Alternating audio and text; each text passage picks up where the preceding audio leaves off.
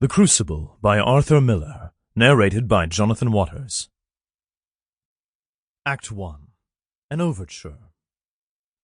A small upper bedroom in the home of Reverend Samuel Parris, Salem, Massachusetts, in the spring of the year 1692. There's a narrow window at the left. Through its leaded panes the morning sunlight streams.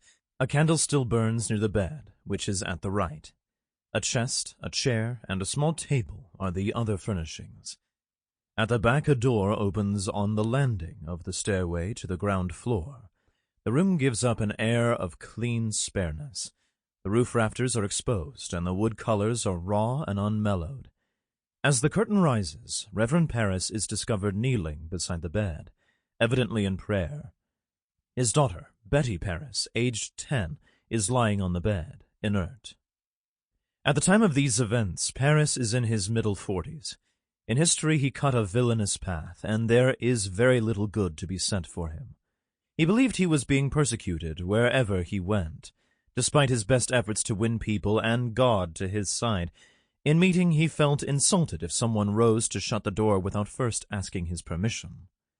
He was a widower, with no interest in children or talent with them. He regarded them as young adults, and until this strange crisis he, like the rest of Salem, never conceived that the children were anything but thankful for being permitted to walk straight, eyes slightly lowered, arms at the sides, and mouths shut until bidden to speak. His house stood in the town, but we today would hardly call it a village.